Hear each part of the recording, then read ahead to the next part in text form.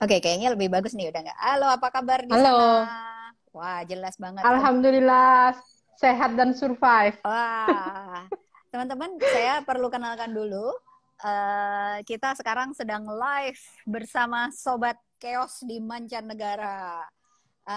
Mbak Cici, Novia Cici Anggra ini, beliau saat ini kebetulan tinggal di Italia dan kita perlu banyak belajar ya dari Mbak Cici. Saya sebenarnya pengen tahu nih bagaimana situasi di sana, bagaimana menghadapi lockdown dan corona dan lain sebagainya karena Italia termasuk salah satu negara yang cukup terdampak besar dengan wabah Terdampak. corona.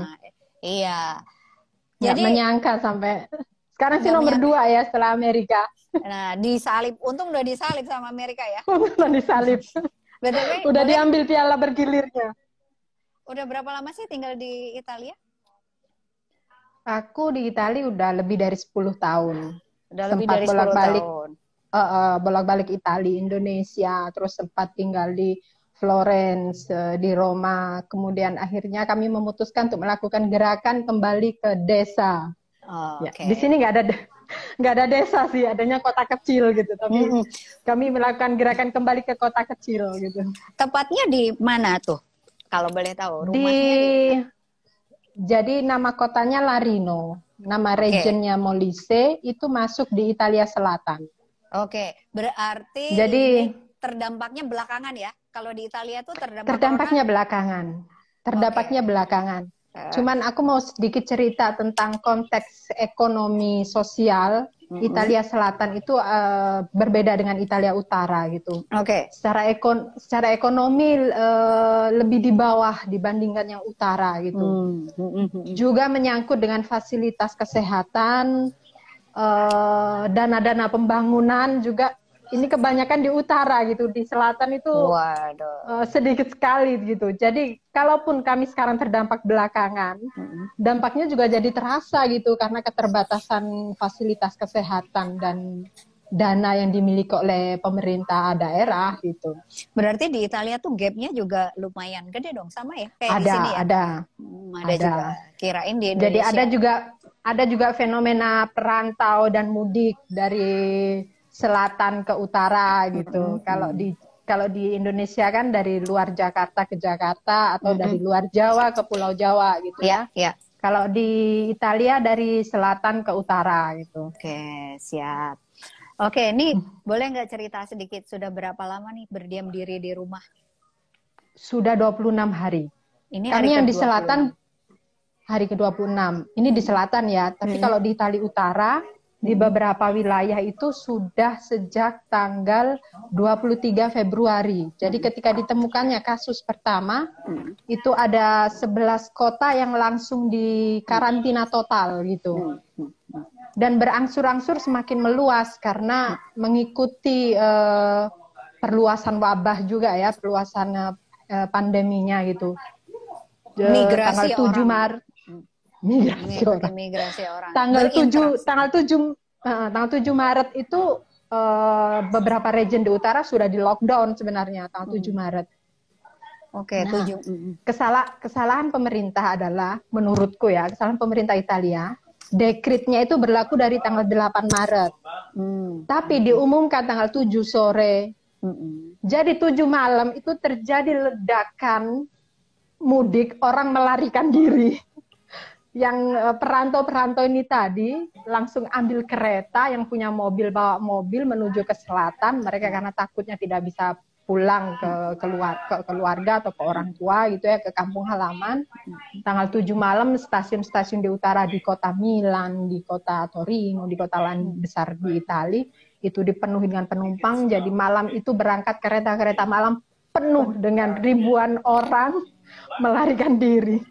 Jadi menurutku kemudian setelah itu baru tanggal 10 melakukan lockdown total seluruh Italia.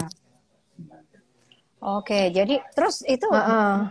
setelah ledakan penduduk itulah maka migrasi penyakit atau penyebaran si virus Migrasi corona penyakit ini penyebaran justru dan malah itu menuju selatan justru dan ke malah berbagai meluas. wilayah. Dan itu masih berlangsung sampai tanggal 20-21 Maret kemarin. Karena Jadi tanggal 10 itu melakukan lockdown, pemerintah melakukan aturan yang ketat gitu kan.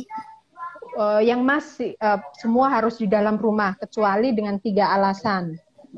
Untuk bekerja yang diizinkan, yang mendapatkan izin. Apa aja yang tuh? kedua adalah pekerjaan yang untuk kebutuhan primer, jadi pangan, supermarket seperti itu. Kemudian jasa perbankan, Apotek, apotik, dan transportasi. oke. Itu aja yang dibolehkan bekerja dan melakukan perjalanan antar kota. Selain itu masih diizinkan untuk pulang ke kota asal. Nah, makanya sampai tanggal 20-21 Maret itu masih ada, meskipun tidak seramai gelombang 7 Maret itu ya, tapi masih ada orang yang kembali ke kampung halaman. Baru tanggal 22 Maret keluar larangan tidak boleh pulang ke kampung halaman. Gitu. Tapi bersama dengan itu kemudian konsekuensi pemerintah juga banyak gitu, konsekuensi ekonomi. Mereka kan sebagian ngontrak tuh. Nah, pemerintah kan sebagian ngontrak tuh. Warga perantau ini. Nah, itu pemerintah kemudian memberikan bantuan keringanan sewa gitu. Jadi memberikan bantuan sekian persen gitu untuk membantu pembayaran sewa rumah buat mereka yang menyewa rumah kayak gitu. Oke. Terus saat ini tuh di masa lockdown itu berarti supermarket masih beroperasi ya? Masih beroperasi. Masih Jadi beroperasi. cuman ada supermarket, apotik, perbankan, sektor perbankan, kantor pos, terus sama transportasi, jasa transportasi. Oke. Nah, ini pabrik juga ditutup sebagian besar. Yang boleh buka cuman hanya mendukung 3 sektor tadi gitu. Oke. Mbak Cici, ini jadi udah 2 hari ke-26 di rumah aja nih. Terus aktivitas di rumah ngapain aja ini di sana? Kalau kita kan taunya tuh yang gede-gede ya, orang-orang ada di apartemen tuh nyanyi, ngasih semangat buat yang lain dan lain sebagainya. Nah, kalau sebenarnya potret yang sebenarnya kayak gimana sih? Bagaimana belanja, menemani anak belajar? Iya, untuk belanja kami mengusahakan cuma 2 kali seminggu gitu, atau 1 kali seminggu. Jadi sebelum belanja kita bikin daftar gitu kan. Mulai berangkat dari daftar menu, kemudian daftar apa aja yang dibutuhkan gitu. Nah, untuk belanja cuman suami yang keluar karena aku kebetulan punya masalah dengan sistem imun tubuh. Jadi saya punya keluhan kesehatan yang harus melakukan terapi. Nah, efek terapi itu adalah menurunkan sistem imun tubuh. Jadi saya sama sekali nggak keluar rumah gitu untuk pencegahan gitu. Cuman suami yang pergi belanja. Nah, biasanya pagi hari, malam sebelumnya gitu kita sama anak-anak udah oke, besok siapa ada yang punya pelajaran online. Karena mereka pelajaran online-nya nggak full seperti jam sekolah gitu. Tergantung gurunya hari itu mau bikin jadwal online atau cuman kasih tugas untuk dikerjakan manual dan kemudian nanti dikirim online misalnya. Jadi nggak online terus gitu ya. Jadi kita bikin program si kakak online jam berapa. Kalau nggak online itu si jadi kakak, bagaimana? Kalau nggak jadi biasanya maksudnya dikirim lewat email. Lewat email aja tugasnya. Jadi gurunya ngirim lewat email atau lewat WhatsApp. Mereka kan anak-anak ini udah yang SMP udah punya grup sendiri, kelas sendiri gitu ya. Jadi oke, hari ini untuk bahasa Italia disuruh bikin ini gitu. Terus nanti besok baru online untuk membahas misalnya kayak gitu. Kalau si kecil biasanya sore gitu. Jadi tergantung kebijakan guru. Aku pikir ini juga beruntung gitu karena kami berempat semuanya butuh komputer. Cuman ada 2 komputer di rumah gitu. Suami tetap harus bekerja dari rumah. Suamiku bekerja di Badan Statistik Italia. Jadi dia harus tetap update segala data pekerjaan segala macam dari rumah gitu. Pasti dia butuh komputer. Aku juga belakangan sedang pengen-pengennya menulis, membagi cerita. Jadinya butuh komputer juga gitu. Jadi untung kalau si kakak online pagi, adiknya online sore kayak gitu. Terus ya acara masak, untungnya jadi pekerjaan domestik kami berbagi aku dan suami gitu. Siapa yang ada waktu dia yang memasak, siapa yang cuci piring gitu. Selebihnya masing-masing ada acara santai gitu ya. Si kakak suka main TikTok belakangan, aku ya udah nggak apa-apa asal kontennya bertanggung jawab gitulah.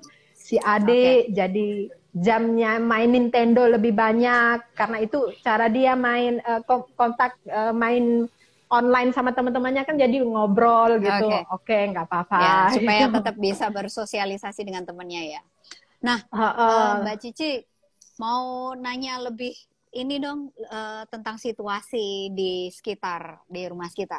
Jadi saya pengen tahu sih, pengen dapat gambaran bagaimana situasi jalanan di dekat rumah atau di kota yang ditinggalin, di kota-kota atau di wilayah Italia itu situasinya seperti apa? Apakah memang benar ada yang menjaga dan lain sebagainya, orang boleh aja lewat nggak? Atau yang pergi tanpa alasan, didenda dan lain sebagainya itu? Oke. Kalau suasananya, kalau kata orang Jawa, sepi mamring ya. Udah hampir nggak ada orang di jalanan, nggak ada yang jalan kaki, jalan-jalan gitu. Itu karena sesekali ada, karena memang aturannya tidak boleh keluar sama sekali. Tidak boleh keluar sama sekali gitu. Awalnya waktu dekret yang tanggal 10 itu masih diizinkan untuk melakukan aktivitas olahraga untuk menjaga kesehatan gitu ya.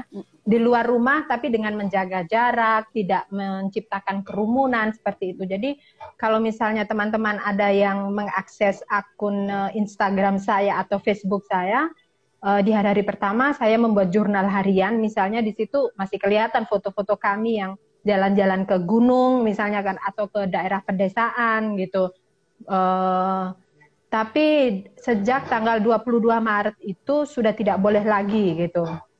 Nggak boleh mengakses taman kota juga. Dulunya masih ada yang pergi untuk olahraga, untuk jogging, untuk jalan-jalan gitu ke taman kota gitu. Sekarang nggak boleh sama sekali gitu. Jadi semakin kesini semakin diperketat gitu.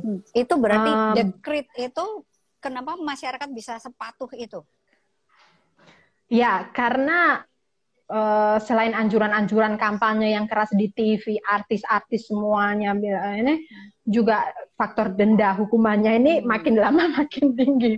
Jadi berapa dendanya? kalau kedapatan di luar rumah, jalan kaki, tidak dengan alasan yang diizinkan tadi, dendanya antara 400 euro sampai 3.000 euro. Jadi sekitar kalau kursnya sekarang itu antara 6 juta sampai 45 juta. Nah, terus dan itu beneran. Jadi yang kalau keluar ya kita harus membekali diri dengan surat pernyataan khusus gitu, yang menyatakan untuk apa kita keluar gitu. Surat pernyataan itu ada formulirnya atau bikin sendiri? Ada formulirnya, kita isi sendiri. Jadi kita isi sendiri. Formulirnya didapat dari internet atau dari apa? Dari internet. Jadi pemerintah itu mengedarkan di internet. Ada di mana situs untuk downloadnya. Kita isi dengan data yang sebenarnya. Karena misalnya ya, ketemu sama polisi nih, mereka ngecek alasannya mau kemana, mau ke rumah sakit gitu. Mereka ngecek ke rumah sakit, bener nggak ada janjian darurat gitu, urgent gitu ke rumah sakit. Atau kalau mau belanja, misalnya nanti baliknya ditunggu lagi sama polisinya, tunjukkan bukti nota pembelian kalau memang keperluannya belanja gitu. Dan itu benar-benar dan itu benar-benar. Jadi misalnya setelah tanggal 10 itu awal-awal hari di seluruh Italia ada sekitar 5.000 7.000 kasus denda gitu. Karena terus makin ke sini makin turun ya kasus dendanya. Makin turun, tapi juga memperketat juga aturan. Misalnya kedapatan ada satu kasus di utara yang dinyatakan positif, tapi dia tidak mau dirawat gitu kan.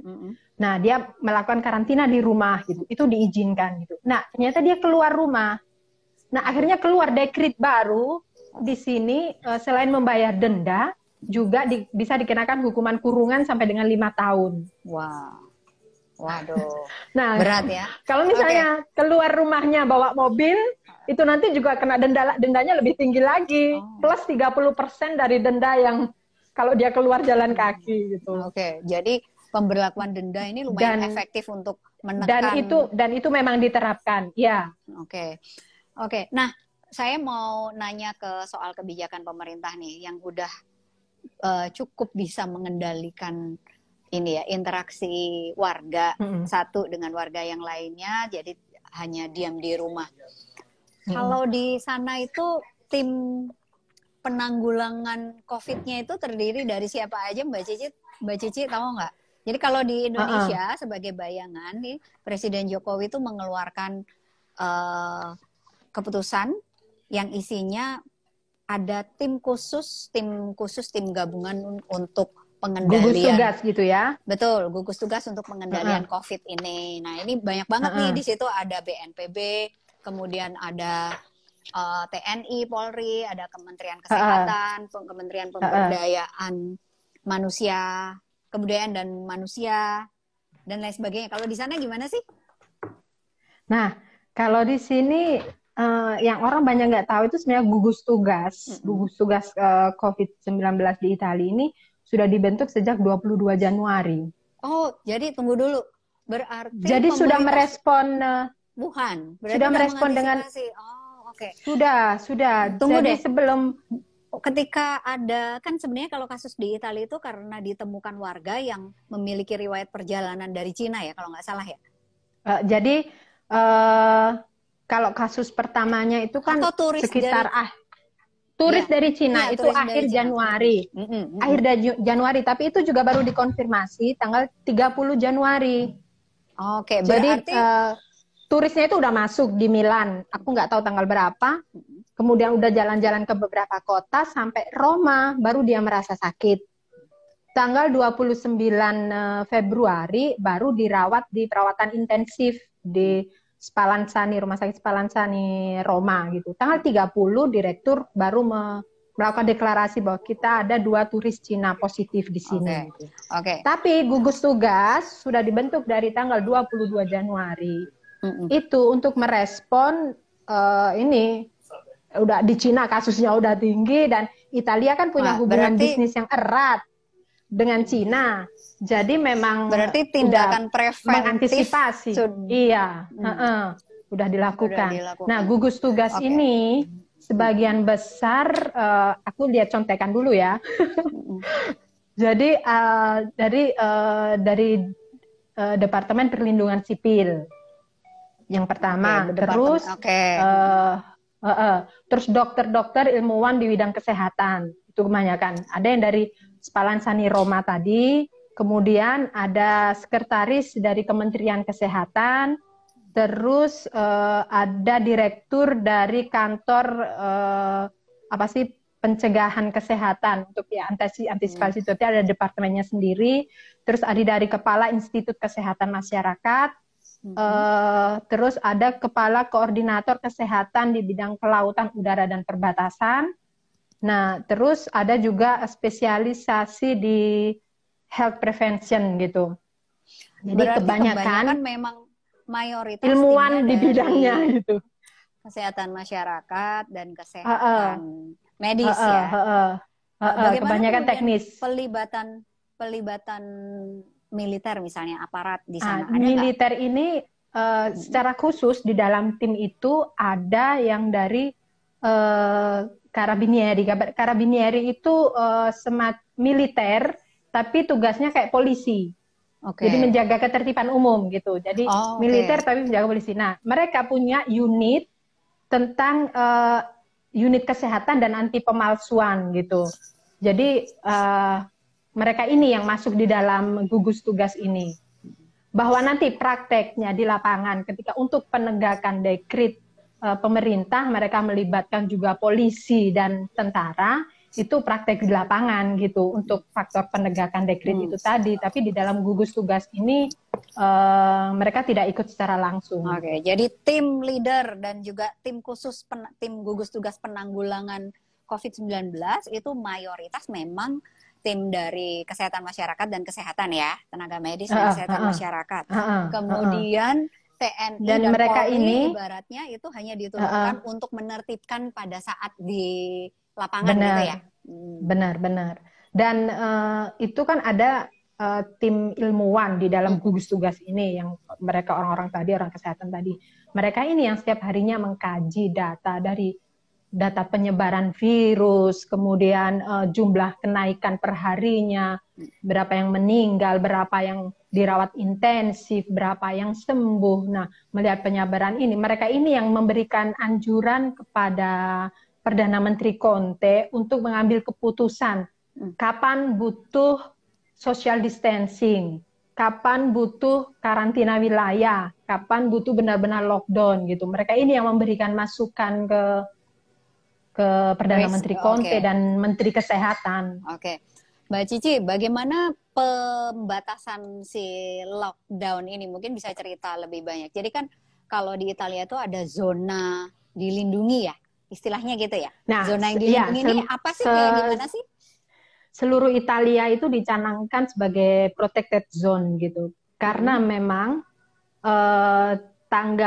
ibaratnya tanggal 10 itu kan belum menyebar ke seluruh ke 20 region, belum.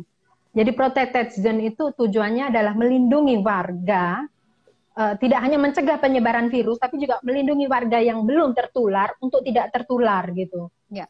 Makanya stay home gitu kan, di rumah aja gitu, biar kamu nggak tertular atau menulari orang lain gitu. Jadi tujuannya itu. Kenapa kemudian di Italia istilahnya bukan lockdown tapi protected zone, karena memang tujuannya seperti itu gitu. Oke, Mbak, tadi sempat disinggung juga kampanye soal stay di rumah aja, nggak boleh pergi kemana-mana. Itu banyak banget, selain pemerintah banyak juga selebriti dan yang mengkampanyekan itu ya. Kalau pemerintah sendiri itu kan mengeluarkan dekret, terus mengkampanyekannya lewat apa aja tuh, dan siapa aja kira-kira, dan yang artis-artis itu ngapain aja, terus bagaimana memanfaatkan mediumnya apa aja. Kalau pengumuman dekret biasanya Perdana Menteri Conte antara jam 9 jam 10 malam secara melalui televisi. Dia tidak tiap hari gitu, hanya ketika mengeluarkan dekret gitu. Biasanya jam 9 malam gitu, dia mengeluarkan dekret untuk yang diberlakukan keesokan harinya. Itu lewat TV. Dan kemudian malam itu media secara online langsung mengunggah, media cetak paginya juga udah mulai ini. Terus setiap hari, nah ada gugus tugas ini kan, di Italia ada komisaris khusus untuk situasi darurat ini. Dia adalah Kepala Departemen Perlindungan Sipil Italia, namanya Angelo Borelli. Dia setiap hari, setiap sore, jam 6 sore, mengumumkan perkembangan COVID di Italia, semuanya. Biasanya ditemani 1 atau 2 orang ahli untuk menyampaikan isu spesifik gitu. Tapi dia selalu tampil setiap hari di sana jam 6 sore on time untuk menyampaikan informasi. Dan di saat yang sama di website Departemen Perlindungan Sipil dan website Kementerian Kesehatan, semua data-data baru keluar gitu. Nah, jadi kalau aku butuh informasi misalnya update data ini, melihat kurva naik turunnya kenaikan positif perharinya, jam 7 malam aku ke website, aku ngecek ada informasi apa aja gitu. Sama ya, kurang lebih ya. Di sini juga melakukan hal yang sama, banyak sekali gugus tugas, Kementerian Kesehatan, tim dari pemerintah dan lain sebagainya, banyak juga yang mengkompilasi. Cuman aku nggak tahu, aku mau tanya nih, kalau di Indonesia ada nggak data yang terpusat gitu, seluruh Indonesia ada ya, udah dibikin ya? Oke. Data yang terpusat sudah ada. Jadi tim gugus tugas itu tugasnya untuk mengumpulkan data yang terkonfirmasi oleh pemerintah. Tapi terkonfirmasi itu belum tentu merefleksikan. Saya kira di mana-mana juga begitu ya, di seluruh dunia ya. Saya kira data pemerintah tergantung bagaimana kemampuan pemerintah untuk mendeteksi di mana aja kasus yang terkait dengan COVID-19. Banyak sekali kasus-kasus yang mungkin saja tidak terdeteksi dan lain sebagainya. Tapi kalau yang pasti pemerintah di Indonesia memiliki pusat data itu. Untuk pendeteksian ini di Italia bekerja sama dengan dinas kesehatan di tiap region. Itu penting sekali peran mereka gitu ya. Jadi juga kita mekanisme bagaimana melaporkan diri jika memiliki gejala ini juga disebarkan di mana-mana gitu. Oke. Kalau di Italia Coba satu pertanyaan, mungkin nyambung, sorry memotong. Jadi kalau misalnya nih taruhlah di desa banget ya, di desa di wilayah selatan atau wilayah yang paling udik gitu ya, ada orang merasa nggak enak badan. Jadi di sana dia datang ke puskesmas gitu ya. Itu informasi dia datang ke mana itu sudah ada. Orang semua udah tahu ya? Sudah ada. Jadi kalau untuk yang orang-orang tua itu biasanya nanti ada yang ngasih tahu gitu dari pihak keluarga atau apa gitu. Bisa mungkin di sini kayak di Indonesia gitu masih guyup rukun ikatan keluarga tinggi gitu. Itu jadi salah satu keuntungan gitu ya. Jadi biasanya kalau misalnya ada yang merasa punya gejala nggak enak gitu, biasanya nanti akan telepon anaknya, orang tua biasanya kan nggak ngerti ya. Telepon anaknya, ini kok aku merasa kayak gini. Nanti anaknya akan telepon pada nomor rujukan gitu. Ini orang tua saya punya rujukan ini. Oke, gejalanya apa? Ini. Oke. Nomor, alamat, nama dicatat gitu ya. Nanti tiap 2 hari dikontrol gitu. Gimana gejalanya? Membaik atau memburuk? Nah, kalau misalnya memburuk, parah nggak gitu? Oh, kalau nggak parah, oke, tunggu 2 hari lagi. Kalau dalam 2 hari benar-benar memburuk, akan didatangi oleh tim khusus gitu, pakai ambulans, pakai baju segala macam, untuk dibawa ke rumah sakit rujukan. Oke, siap. Jadi masuk sudah melalui, ada. Masuk melalui pintu khusus. Jadi nggak boleh kalau yang punya gejala nggak boleh datang ke rumah sakit. Karena kalau misalnya positif, dia berpotensi menularkan gitu kan. Betul. Oke, ini sebentar, ini ada yang bertanya. Tadi ada pertanyaan tentang influencer gitu. Jadi aku pikir, iya banyak sih artis.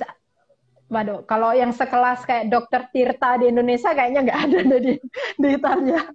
Aku lihat sekarang fenomena Dokter Tirta di Indonesia ini lumayan ini ya.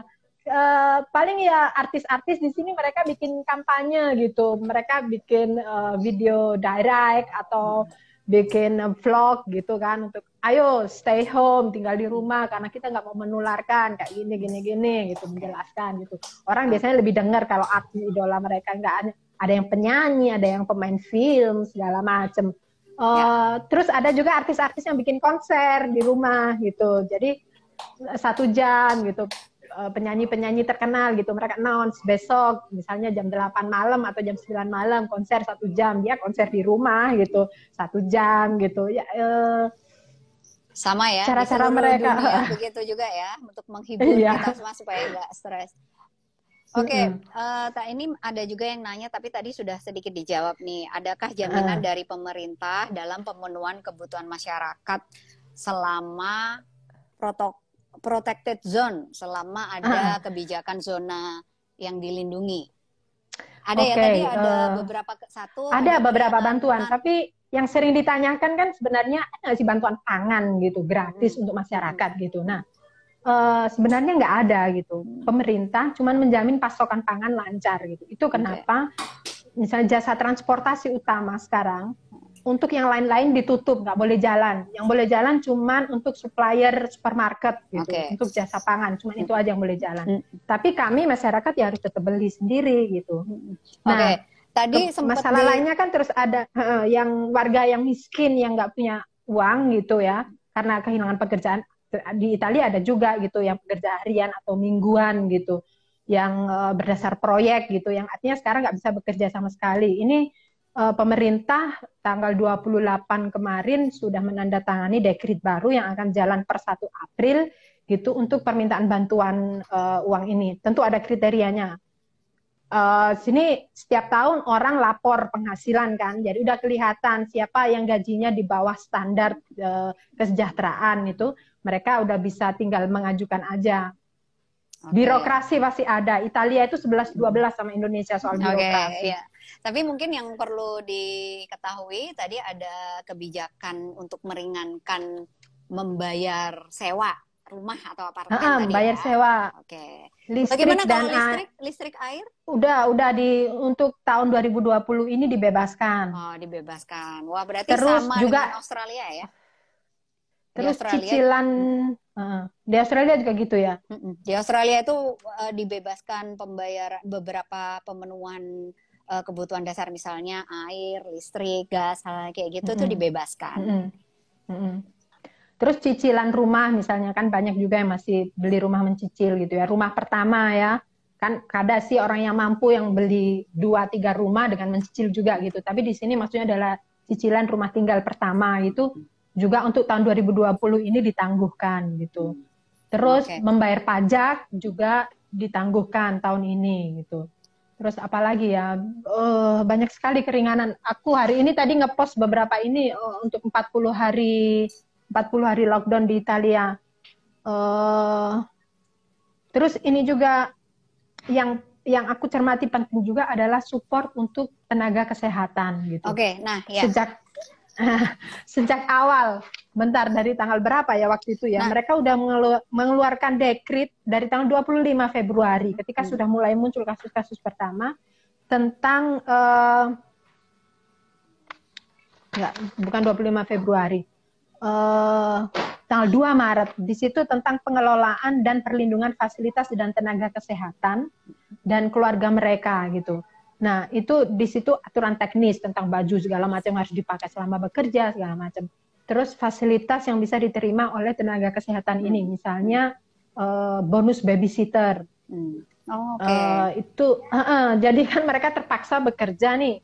Ketika yang lain-lain dirumahkan, mereka terpaksa bekerja gitu. Nah, anak-anak mereka gimana dong gitu. Kan ada juga yang dua-duanya pekerja tenaga kesehatan gitu kan.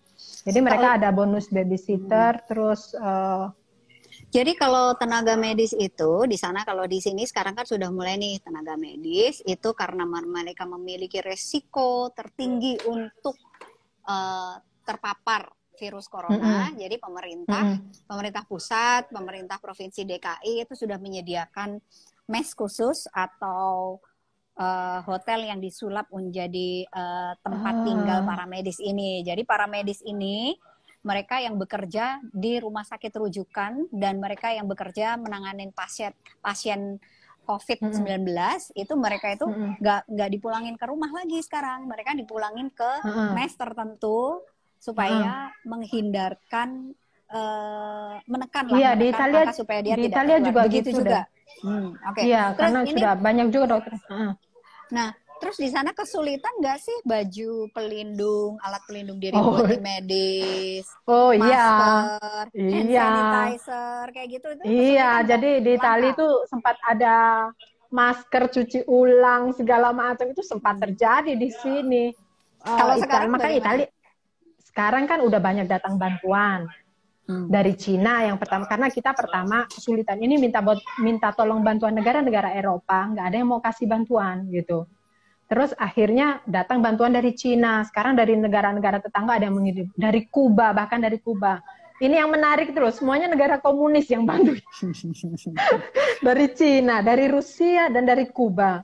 Mereka mengirimkan bantuan masker, baju, terus dokter-dokter terbaik mereka. Kuba kan terkenal dengan dokter-dokter terbaiknya ya.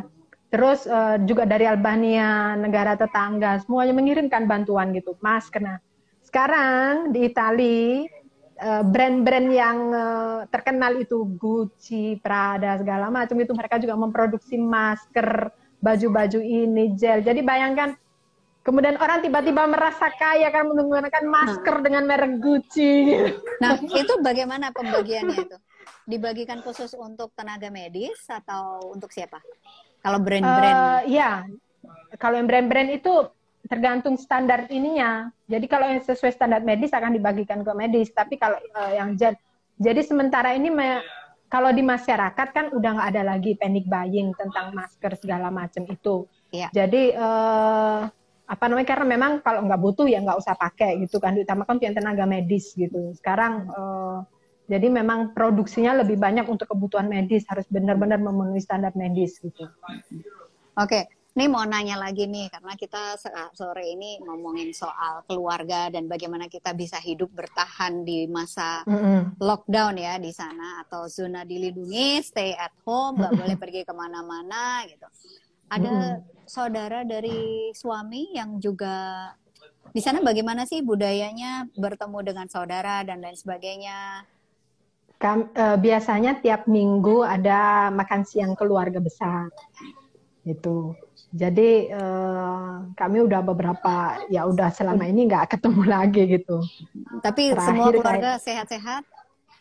Alhamdulillah semuanya sehat gitu. Ya mertua, susahnya mertua kan mereka nggak pakai smartphone gitu. Jadi untuk mertua yang laki-laki, beliau kan alhamdulillah masih sehat, seger bugar gitu. Sampai beberapa waktu lalu dia tiap hari keluar untuk jalan kaki, jalan sehat gitu, untuk olahraga. Biasanya dia sengaja jarak dari rumah kami ke rumah mereka kan 2 kilometer. Dia sengaja jalan kaki ke arah lewat jalan depan rumah gitu. Nanti sampai depan rumah bunyiin bel. Terus dia nunggu di tepi jalan, kita semua ngelongok dari jendela, terus say hello, dadah, kirim cium jauh gitu. Terus ya udah nanti dia balik kanan, balik lagi gitu aja, karena udah nggak bisa lagi memeluk gitu kan, macam itu udah nggak bisa gitu. Jadi ya paling ya ini kalau dengan yang muda-muda, sepupunya itu, anak-anak sama sepupunya juga video calling gitu kan. Kalau sama mertua paling ya tiap hari dengar telepon gimana gitu. Padahal ya beda 1 atau 2 hari isunya sih sama apa yang diobrolin, tapi kebutuhan afektifnya itu kan. Oke, ini kayaknya sebentar ada yang nanya, saya coba buka dulu ya. Teman-teman kalau mau nanya. Oh, ini aku lihat ada yang nanyain tentang masker, penimbunan ya. Masker ada. Ya. Ada juga di sini, tapi memang sama aja ternyata juga ya. Hukumannya, jadi misalnya ada apotik, bahkan ini apotik ya, benar-benar apotik yang sengaja menimbun masker sama hand sanitizer gitu. Dia langsung ditutup izinnya, ditarik izinnya, disuruh bayar denda. Oke, di sana ada nggak kasus yang harga hand sanitizer setinggi langit, harga masker jadi tinggi banget, mahal banget? Ada, tapi mereka ada, kayak yang aku bilang apotik yang barusan ini kasusnya di Roma, baru aku baca 2 hari yang lalu, itu mereka menjualnya dengan harga 3 apa 5 kali lipat gitu loh. Tapi itu nggak masif ya? Kalau di sini kan banyak banget, waktu pertama kali ada kasus yang dilaporkan secara resmi oleh pemerintah itu pada hari itu sepertinya hand sanitizer di toko-toko itu diserbu, masker juga kemudian besoknya itu sudah menjadi langka gitu. Kalau di Italia enggak, kayaknya sih enggak. Mereka membeli banyak gitu, ada panic buying gitu, membeli banyak tapi enggak dalam rangka dijual gitu. Cuman ditimbun aja. Cuman ya ada beberapa kasus gitu yang untuk dijual kembali. Kebanyakan ada beberapa yang juga lewat Amazon online gitu. Tapi juga orang akhirnya mikir, oh, udah ngapain? Terus keluar ini apa, ada resep dari WHO untuk bikin sendiri hand sanitizer gitu. Orang udah mulai nggak terlalu panik gitu. Terus sekarang ada polemik tentang masker katun gitu kan, itu nggak sesuai ini kayak gitu. Nah, tapi akhirnya tetap aja Anda buat gitu, better than nothing gitu kan, maksudnya daripada nggak pakai sama sekali. Nih ada lagi yang nanya nih, kapital sosialnya gimana Mbak? Masyarakat dan komunitas saling menggalang donasi secara swadaya nggak Mbak? Ini di sini tuh sekarang cukup ini ya, warga bantu warga itu cukup populer banget ya, bahkan fundraising lewat beberapa platform itu juga berjalan dengan bagus. Animo atau semangat masyarakat untuk membantu satu sama lain lewat donasi itu cukup bagus kalau di sini. Kalau di sana tuh bagaimana? Di sini ada donasi melalui lembaga-lembaga yang sah gitu. Seperti apa tuh lembaga-lembaga sah? Jadi pemerintah sendiri juga membuka donasi gitu melalui Menteri Kesehatan.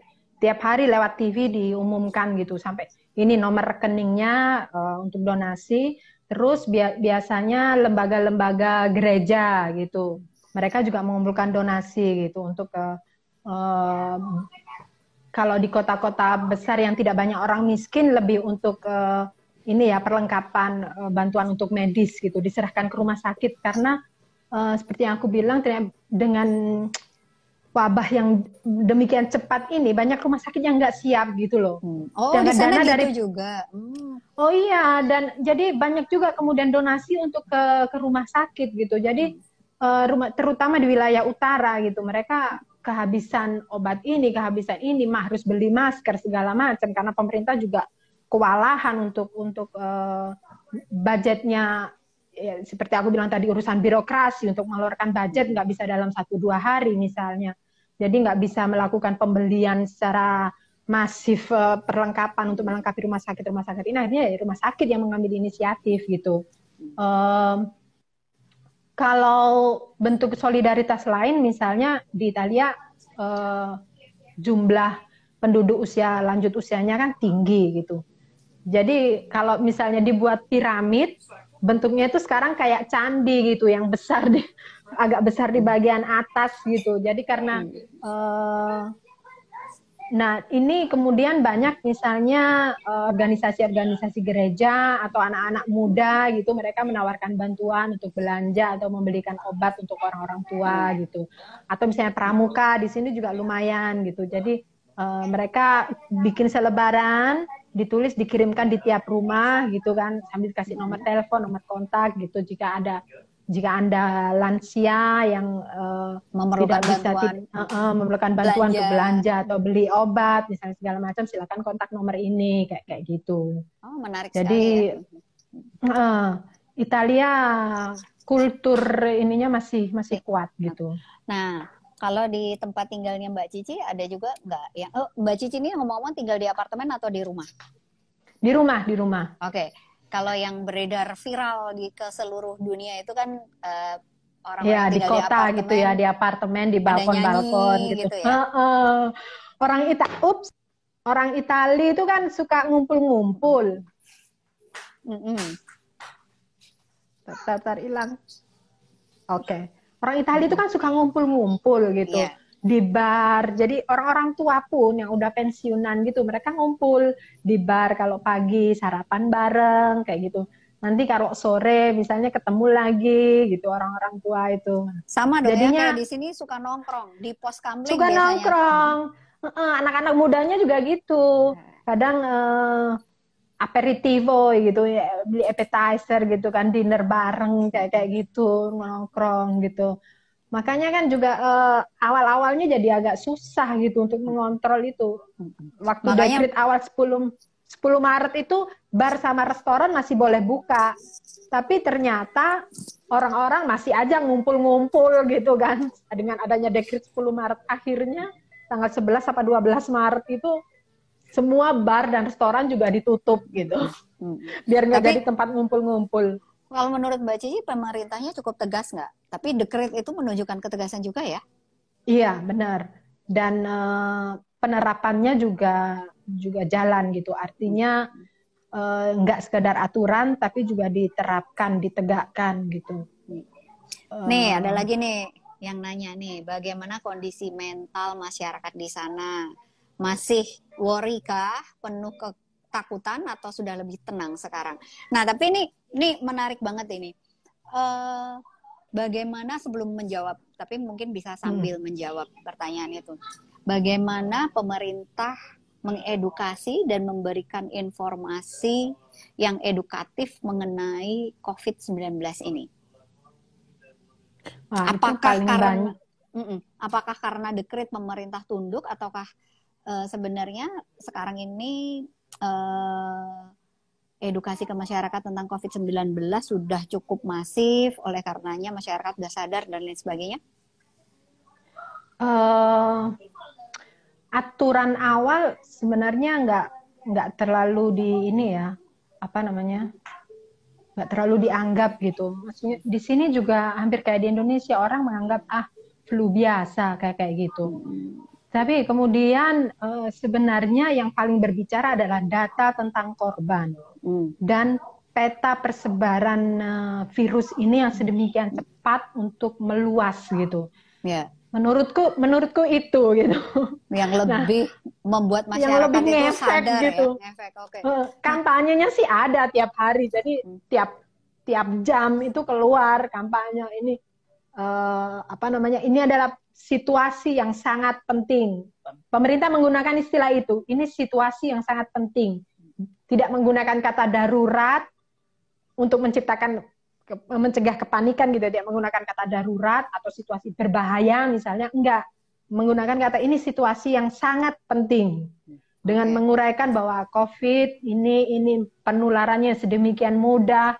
dipasang diagram tentang penularan itu apa saja misalnya seperti itu. Kemudian nanti ya kampanye tentang pencegahan segala macam kayak gitu. Bisa jadi itu ngefek juga gitu, Masku. Dengan pilihan kata misalnya itu dalam rangka menenangkan masyarakat gitu, tidak menggunakan ini darurat kesehatan meskipun di awal di tanggal 30 Januari itu pemerintah mencanangkan darurat kesehatan di Italia gitu. Sudah sejak 30 Januari, tapi di kampanye publik mereka hanya menyebutkan ini situasi sangat penting gitu.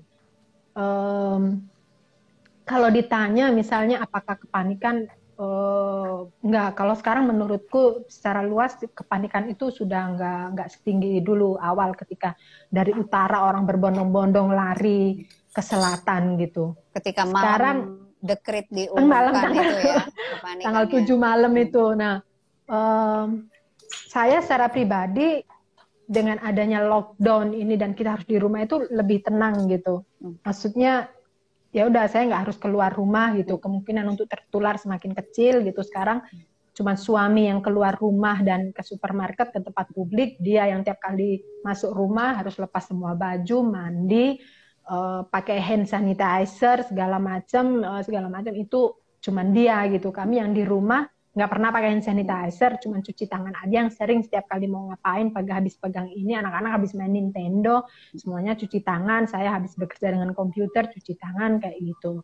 Kalau dari sekolah sendiri, sekolahnya anak-anak itu gimana sarana edukasi soal ini, edukasi soal COVID-19 ini? Kalau dari sekolah terus terang nggak ada yang secara langsung ya, karena memang di awal-awal ketika pertemuan kelas online gurunya menjelaskan, oke, kalian ngerti situasinya tentang COVID ini ya, oke, tinggallah di rumah gitu, nggak usah keluar. Sementara kalau ketemu teman ya udah pakai media, kalian sudah kan punya smartphone, ketemunya ya lewat ini aja, video calling, nggak usah janjian ketemu di luar gitu. Karena misalnya kalau satu keluarga ada yang sudah terpapar virus, kalau kamu ketemu sama teman yang lain bisa jadi teman ini pulang gantian temannya yang pulang bawa virus, nah, kayak gitu. Sekolah juga mengeluarkan selebaran tentang COVID yang dikirim ke orang tua gitu, juga untuk menjelaskan mekanisme tentang sekolah online seperti itu gitu. Tapi karena sekolah sudah tutup sejak awal, sejak sebelum protected zone dicanangkan, jadi sekolah waktu itu nggak sempat sih bikin edukasi yang sangat detail tentang COVID ini gitu. Oke. Ada yang nanya lagi nih, oh iya Mbak, penasaran tentang tindakan pemerintah terkait kebijakan pariwisata dalam situasi sekarang. Dari Kadek Doi, khususnya untuk warga lokal yang bergantung di sektor pariwisata. Nah, ini di dalam dekret ekonomi bulan April nanti ada bantuan untuk mereka gitu.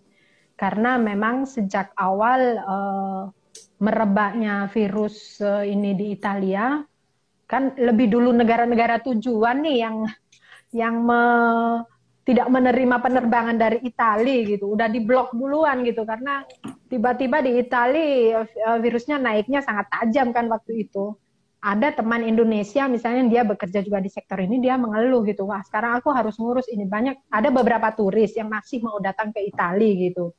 Nah ini dia bekerja keras untuk menjelaskan situasinya seperti apa, kayak gitu. Artinya ya udah nurun gitu kan pendapatan gitu. Jadi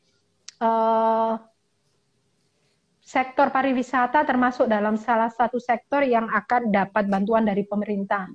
Tidak seberapa memang, tapi aku pikir ya itu memang itu kemampuan pemerintah Italia gitu loh. Ini aku kemarin nanya suamiku kan, ini pemerintah Italia dapat duitnya dari mana sih gitu. 300 miliar euro ini untuk dialokasikan ke sini, ke situ, ke sana, ke situ gitu.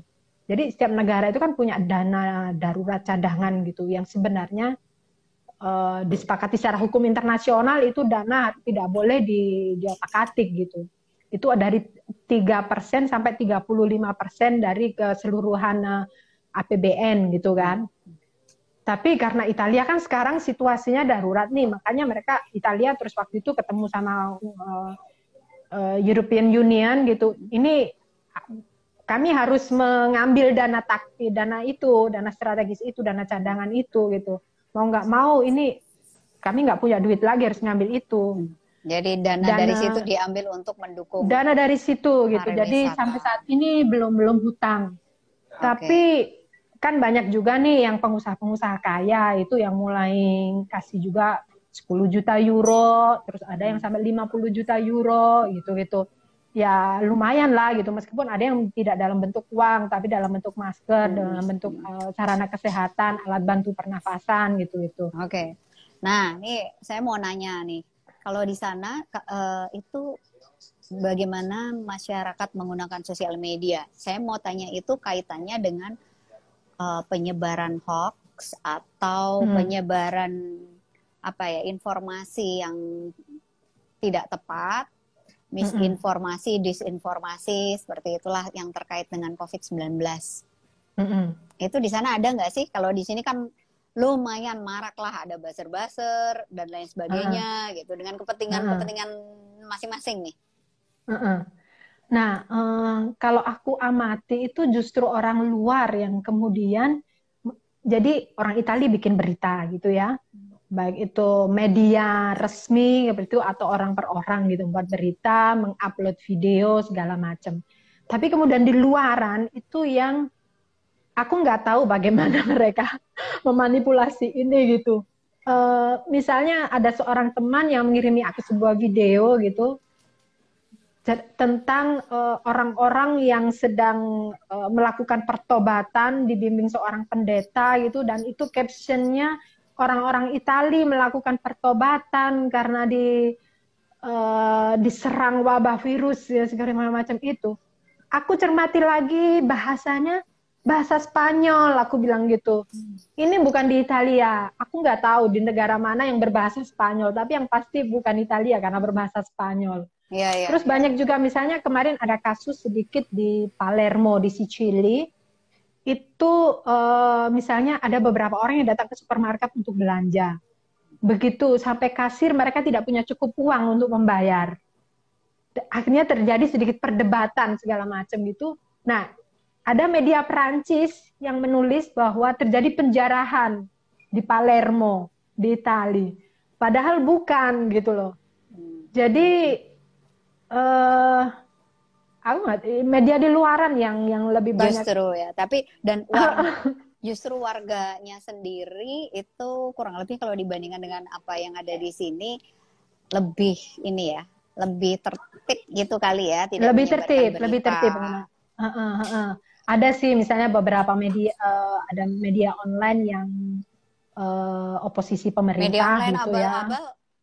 Media online ada. Jadi mereka misalnya mengupdate data di provinsi ini udah ada yang positif segala macam ya, padahal belum terkonfirmasi. Nah, kayak gitu kan menciptakan kepanikan juga gitu. Nggak separah di Indonesia sih yang sampai hoax gitu, tapi lebih apa ya? Gitulah oposisi dan pemerintah lebih terkendali. Gitu. Mungkin demografinya juga beda dan jumlah penduduknya juga beda. Jadi itu sangat menentukan. Dan tingkat pendidikannya juga beda. Ini sebelum kita mengakhiri ada satu pertanyaan lagi nih. Kemarin tuh kita dapat berita tentang bahwa di Italia itu kan apabila ada orang terkena. Oke, sebelum itu saya mau nanya kalau tentang senior citizen, penduduk usia lanjut. Kalau terkena COVID-19 itu dirumahkan di rumahnya sendiri, itu bukan berarti dibiarkan ya. Tapi dipantau melalui telepon itu tadi kan ya. Itu dipantau, setiap hari dan lain sebagainya. Oke. Kalau di sana tuh tesnya bagaimana sih, Mbak? Satu lagi deh, tes bagaimana ngetes. Jadi dibawa ke rumah sakit di sana rujukan gitu. Oke, di sana tesnya tahu nggak Mbak Cici menggunakan tes laboratorium yang PCR itu swab di bagian dari hidung ini, swab cairan di dalam hidung itu, atau pakai rapid test itu? Pakai caranya di dalam hidung. Nggak jadi ada pakai di laboratorium. Jadi tesnya tes laboratorium 2 kali untuk memastikan positif enggaknya. PCR dan sekarang ada berita aku baca kemarin atau 2 hari yang lalu, kalau ada yang mau melakukan rapid tes, bisa juga nanti akan disebar ke apotik-apotik, tentunya dengan biaya sendiri gitu ya. Tapi Atau yang nanti utama pemerintah menyediakan tes laboratorium yang di swab itu ya, iya, yang dari hidung itu. tapi Oke.